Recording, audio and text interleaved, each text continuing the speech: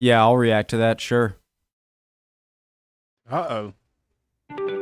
Another ranked video. Do you I don't even know how many I can name. There are 8. Western Territory. Queensland.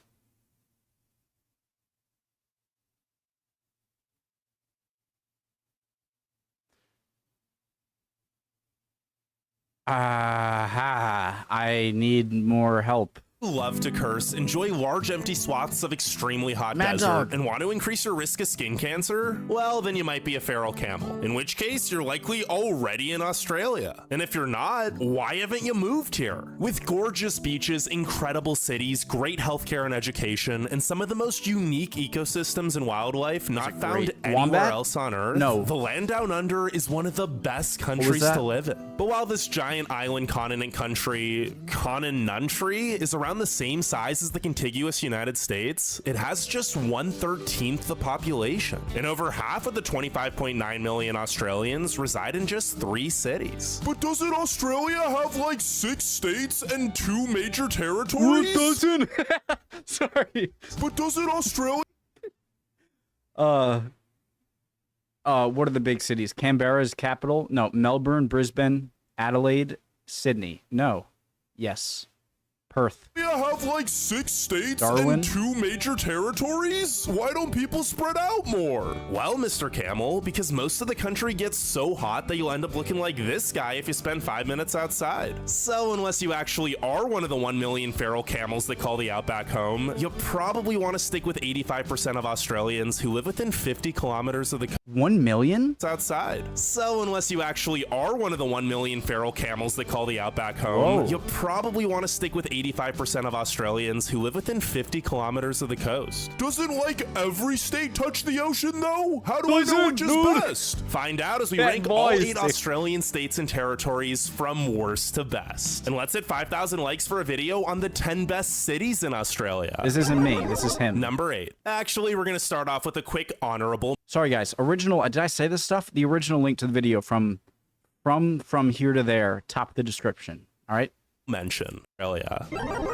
Number 8. Actually, we're going to start off with a quick honorable mention. The external territories. That's right, Norfolk Island, Christmas Island, the Cocos Islands, and a few other islands that no one lives on. I didn't forget about you. Now, don't get me wrong. These aren't terrible places to live and are breathtaking with plenty of endemic species and extravagant landscapes. Christmas Island's nickname is actually reef? Australia's Galapagos due to its unique red crabs, booby birds, flying Coconut foxes, crab? and hundreds of other animals and fauna found throughout the tropical jungle and surrounding coral reef. And the largest and most inhabitable of these islands, Norfolk Island, is home to the tallest pine trees in the world, beautiful beaches and rolling pastures, and some of the rarest birds. If you don't mind a very slow-paced lifestyle with few modern conveniences, and most things being more expensive as they have to be shipped in, the external territories might seem like paradise. But considering they all have a combined population of only around 5,000, the extremely Jeez. isolated lifestyle isn't for most.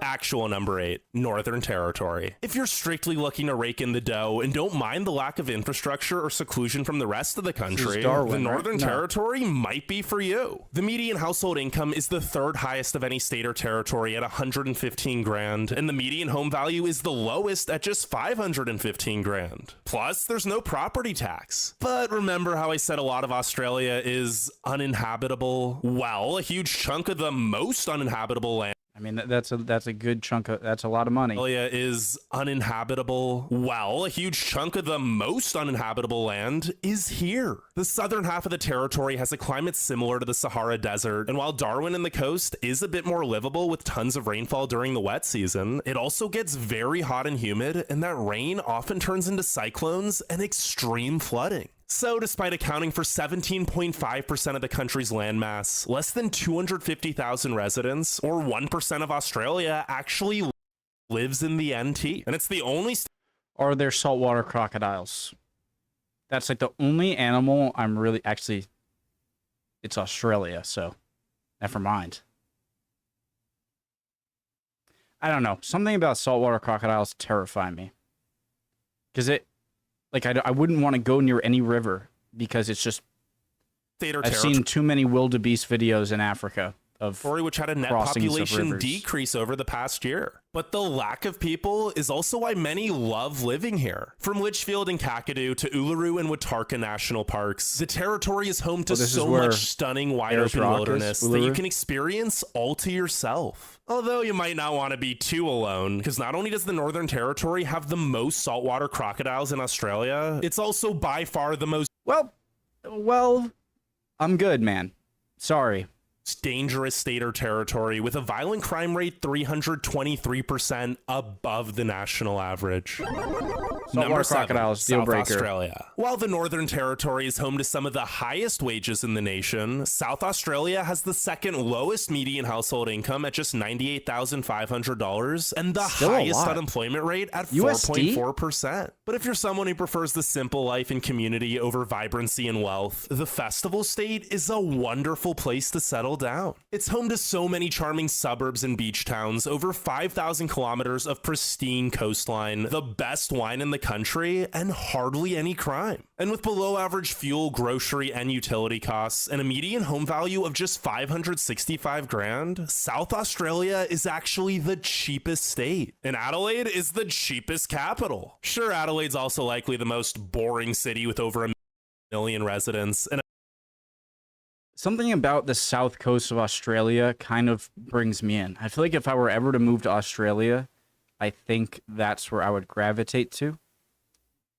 If I were ever to be allowed and wanted, but I don't know what it is. I and a bit Never behind been. the times, with supermarkets still closing at 5 p.m. feel on like the weekends, climate for might example. be But closer that's to also what by I'm used design. to. Adelaiders love that their home offers all of the amenities of a city, with great food, museums, parks, festivals, and a few unique attractions like the Adelaide Central Market, while still maintaining Fruit and its veg. small town charm with hardly any traffic and where everyone knows everyone. Not to mention, it's easy to navigate with no toll roads and a beautiful beach or waterfall hike being just a 20-minute drive from the city center.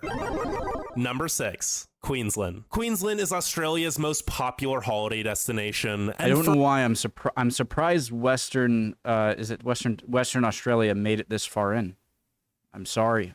I thought it was just the most or the least populated area, and I thought it would get a bad ranking for that reason. Queensland. Queensland is Australia's most popular holiday destination, and for good reason. Sydney? It's incredibly safe, has the most national parks, and with scenery as diverse as the Great Barrier Reef, Daintree Rainforest, Porcupine Gorge, and Lamington, Girrawin, Goringan, under a volcanic Blackdown Tablelands, and Great Sandy National Parks, not to mention the only Everglades ecosystem outside of Florida, it's debatably like the Jurassic most Park. beautiful state. Crazy. And if you prefer a more chill vacation, the Sunshine State also offers plenty of theme parks and resorts in the Gold Coast and over 13,000 kilometers of jaw-dropping beaches. So while many used to only holiday here, kilometers of jaw-dropping really cool. beaches. So while many used to only holiday here, that's quickly changing as more people learn of Queensland's exceptional small cities and towns. In fact, it's now the fastest growing state and one of only 2 states where over half the population doesn't live in the capital. And it's not because Brisbane sucks. It's actually often ranked as the most livable city in Australia, as it's not nearly as congested or expensive as Sydney or Melbourne, while still offering legit big city amenities and experiencing rapid growth, especially with the Olympics coming in 2032. But while Queensland's economy is the second fastest growing of any state, it still has some catching up to do, with the third lowest median household income of just $105,000. Because of this, and the fact that the housing market is booming with a median home... All right, those have got to be Australian dollars. I mean... Okay. Still, that's a good amount of money. It's apparently 0.66 on the dollar, which still, that's a lot of money. Cost of $788,000. The Sunshine State has the highest poverty rate at 13.5%. Number 5, Tasmania. Shoot, sorry guys. I know Tasmania, there's a lot of glare. 5%. Number 5, Tasmania. I forgot about you. Tasmania feels nothing like the rest of Australia, and that's because it isn't. An island located around 200 kilometers south of the mainland, the smallest state by both size and population is home to so many otherworldly and unique landscapes and species not found anywhere else. Not to mention, it rarely ever gets hot and has the cleanest air on Earth. But not only is Tasmania an adventurous paradise, with places like Cradle Mountain, Mount Field, and the Bay of Fires all being a short drive from pretty much anywhere on the island, it's also home to so many delightful small towns with some of the friendliest people you will ever meet. And the capital, Hobart, punches well above its weight with tons of history and beautiful architecture, great restaurants, bars, and cafes, whaling history and Mona, and stuff. one of the best museums in the country. Sure, there's little in terms of bustling city life, but if you're looking to slow down and relax while being surrounded by unspoiled nature, Tasmania is perfect. That looks pretty Well, good. if you're retired or work online, because while the economy is currently the fastest growing, the median household income is still the lowest at just $89,600. And the unemployment rate is 4.3%. At least the cost of living isn't too bad, with a median home price of $691 grand, plenty of cheap high quality produce, and low energy bills due to most of the island running on hydroelectricity. Number Tasmania 4, looks New awesome. South Wales. Australia's oldest and most populated state. Oh, this home is to where Sydney, the Sydney most is. My bad. populated city. But while Sydney's big city amenities, multiculturalism, high quality of life, and beautiful beaches and harbors speak for themselves, this great Sydney state Harbour? is so much more than just its capital. New South Wales spans over 800,000 square kilometers and is packed with 18 diverse bioregions ranging from sandy deserts to lush rainforests, rugged mountains, rolling hills, grasslands, So you guys rivers, do have, yeah, you told me this before. Why am I acting surprised? sandy deserts to lush rainforests, rugged mountains, Some skiing? rolling Australia? hills, grasslands, rivers, and coast. Yeah. Did you know this, and this are all within a 2-hour drive of Sydney? And if both big city life and serene scenery aren't your jam, there's also no shortage of incredible mountain or beach towns, as well as one of the best small cities in Newcastle. As a whole, New South Wales These is last likely two have been super cool.